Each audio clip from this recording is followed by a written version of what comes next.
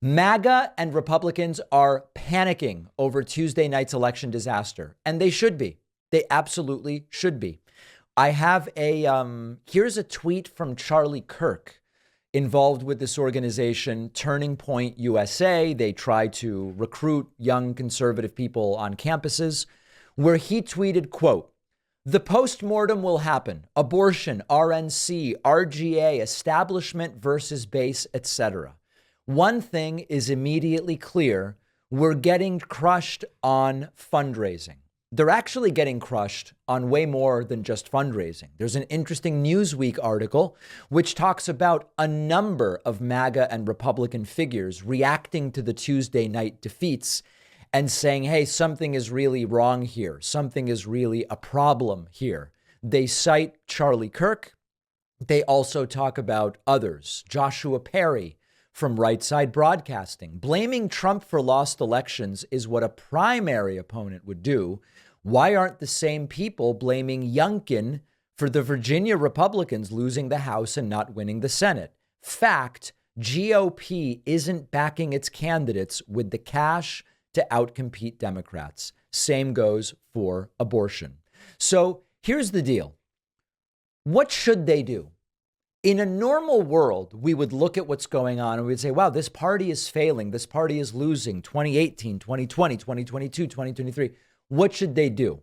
It's not really for me to help them, but if their electorate was normal, if their voters had normal desires, it would be the same stuff as always that they just won't do. You got to broaden your base. You've got to appeal to suburban people and minorities and young voters. Broaden the base.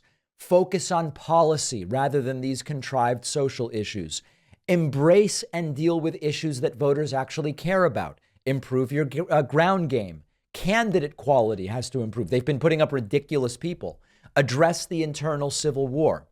Because at the end of the day, Trump was able to win without doing that stuff. But can they continue to win long term without doing those things? That would be the normal advice. Except I don't know that that would even help the Republican Party. What do I mean by that? They seem to be activated by the contrived cultural issues. I don't see a big demand among the rally goers and the people who call into the show saying, I want my Republican candidate talking in a deeply nuanced and detailed way about healthcare policy and about whatever.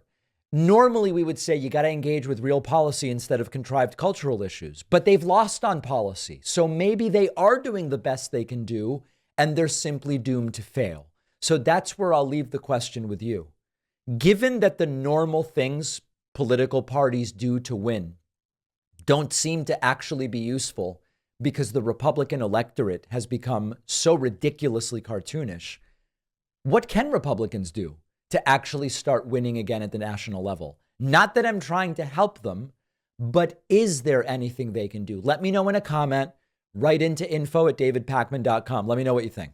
So I wrote another book for kids. The first book was Think Like a Detective. The point of the first book was to teach kids critical thinking, which Republicans don't want them to learn, because when kids learn critical thinking, they don't vote for Republicans. The new book is Think Like a Scientist. This is a fun adventure teaching kids the scientific method. Again, Republicans aren't big on kids learning the scientific method because when they do, they're less likely to fall for Republican lies about climate change and vaccines and so many other things. You can get the new book as well as the first one at davidpakman.com/book. This is part of the Adventures in Thinking series. Can you imagine that we're doing this? We are. davidpakman.com/book. 13,500 copies of the first book have sold. I'll bring you an update soon on sales for the second book. Think Like a Scientist. davidpakman.com/book.